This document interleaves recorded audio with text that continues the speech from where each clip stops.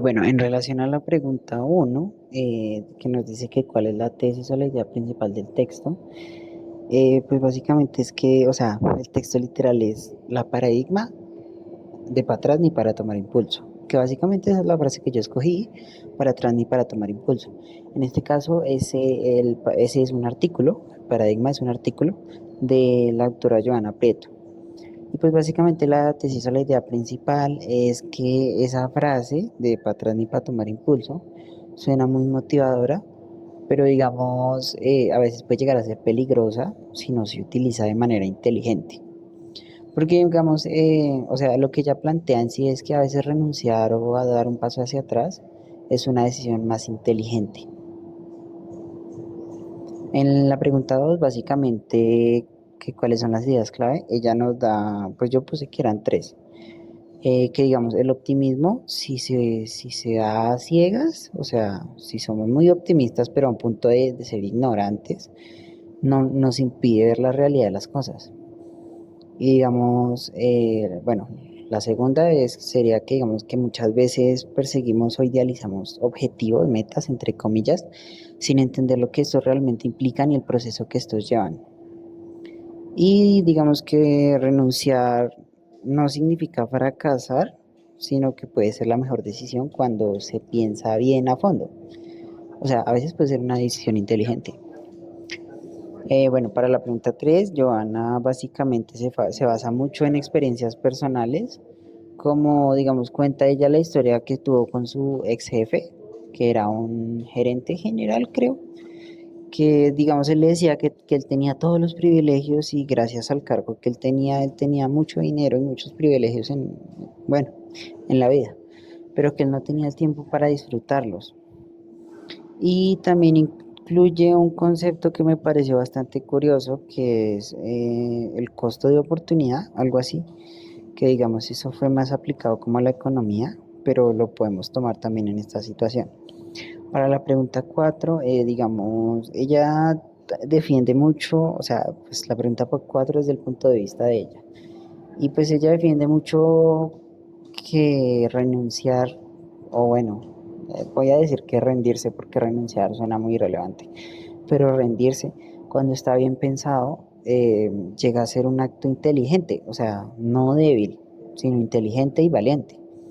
Ella dice que, o sea, no, más bien, ella no dice que nosotros tenemos que abandonar todo a la primera, sino que, o sea, honestamente, que tenemos que evaluar si lo que nosotros queremos alcanzar realmente vale la pena.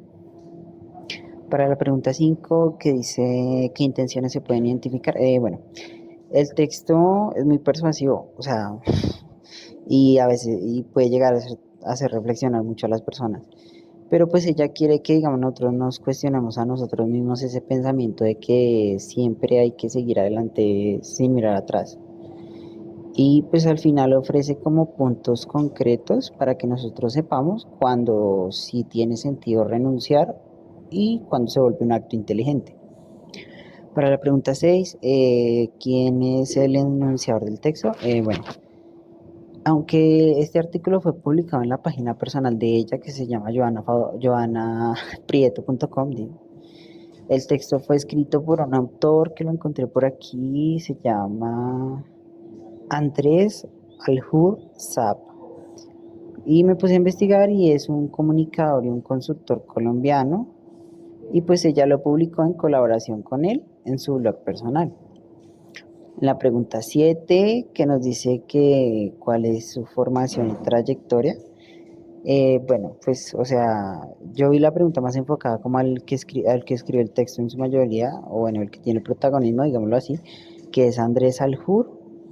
Y pues su formación y trayectoria, él es comunicador, digamos, estratégico con experiencia en empresas multinacionales. Digamos, su perfil es más el de un profesional práctico de las empresas, del mundo empresarial, que el de un académico. Pregunta 8. ¿Desde qué enfoque se enmarca el autor? Digamos, él utiliza como la psicología, como mucha, o sea, el sentido de lo que él dice es muy psicológico, muy filosófico, como para reflexionar. Y digamos que también lo utiliza como ideas de desarrollo personal, crecimiento personal y liderazgo, por ejemplo. Porque sí, o sea, el hecho de tomar una decisión de frenar y decir hasta ahí, eso también es liderazgo.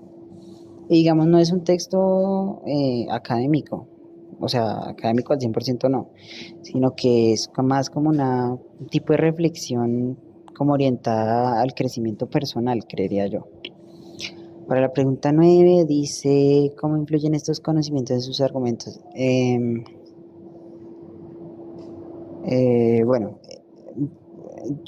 yo diría que, digamos, permiten como usar ejemplos muy concretos y cercanos del mundo real en lugar de simples teorías.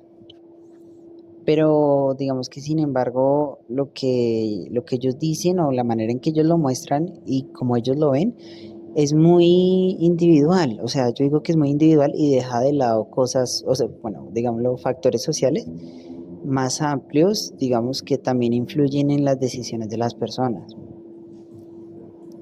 Pregunta 10. ¿Qué proceso expresa la frase seleccionada? Em, La frase, digamos, naturaliza la idea de que detenerse o reflexionar es malo. O sea, lo que digo de frenarse es malo. O sea, pero porque básicamente apaga como esa capacidad de pensamiento de las personas. Porque, digamos, culturalmente las condiciona a seguir siempre adelante sin cuestionarse nada. Y pues, baila. Pregunta 11. ¿Cómo se relaciona ese proceso con lo que plantea el texto? Digamos que puede relacionarse directamente porque pues, el texto cuestiona eso. O sea, el autor dice que, o sea, bueno, el autor, Joana y Andrés, dicen que a veces hay que frenarse, bueno, pensar, evaluar, y si es necesario, pues dejar el proceso, o sea, soltarlo, que es justo lo contrario a lo que, digamos, la frase quiere como meternos la idea. Pregunta 12. ¿Qué categorías del modelo biopsicosocial aparecen en ese proceso?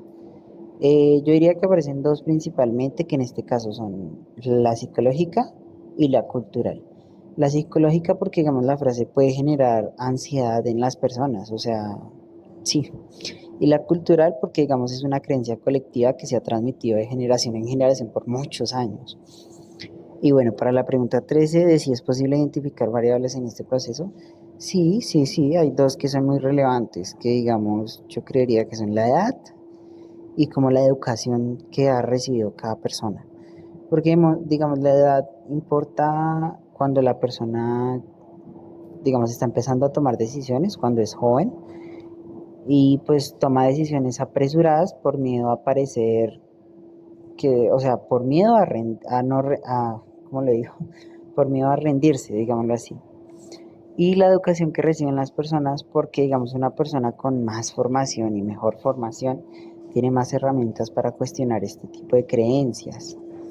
Mientras que digamos alguien con menos acceso a la educación o menos recursos puede asumirlas como una simple verdad absoluta.